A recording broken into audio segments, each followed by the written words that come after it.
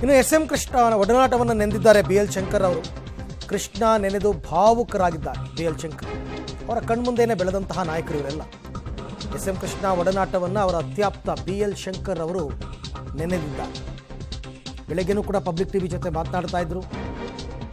ಸುದೀರ್ಘವಾಗಿ ಅವರು ಎಸ್.ಎಂ. ಕೃಷ್ಣ ಅವರ ಬಗ್ಗೆ ಮಾತನಾಡಿದರು.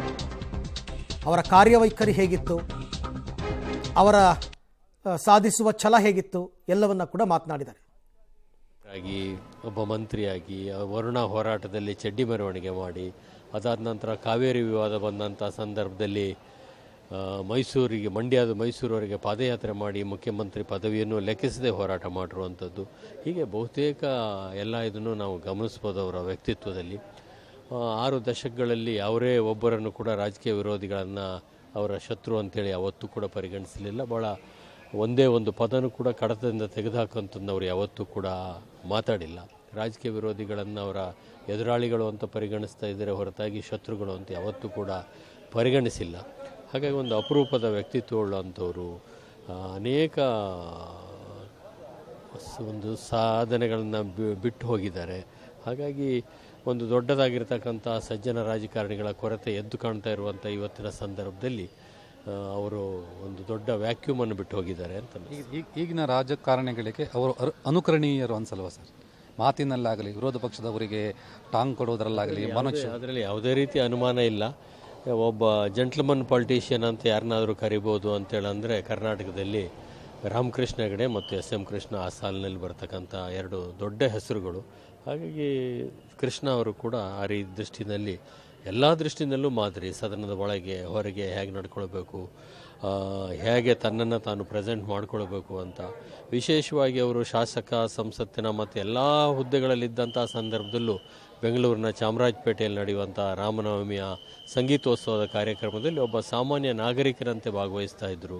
ಟೆನ್ನಿಸ್ ಆಟದಲ್ಲಿ ಅವರಿಗಿದ್ದಂಥ ಪ್ರೀತಿ ಅವರನ್ನು ವಿಂಬಲ್ಡನ್ನಿಗೆ ಪ್ರತಿ ವರ್ಷ ಕರ್ಕೊಂಡು ಹೋಗ್ತಾ ಇತ್ತು. ಅಮೆರಿಕನ್ ಓಪನ್ನಿಗೆ, ಫ್ರೆಂಚ್ ಓಪನ್ನಿಗೆಲ್ಲ ಹೋಗಿ ಬರ್ತಾಯಿದ್ರು. ಹಾಗೆ ಕ್ರೀಡೆ ಇರ್ಬೋದು, ಸಾಹಿತ್ಯ ಇರ್ಬೋದು, ಸಂಗೀತ ಇರ್ಬೋದು, ಎಲ್ಲ ಕ್ಷೇತ್ರಗಳಲ್ಲೂ ಕೂಡ ಆಸಕ್ತಿಯನ್ನು ಹೊಂದಿದ್ದ ಒಬ್ಬ ಪರಿಪೂರ್ಣ ರಾಜಕಾರಣಿ.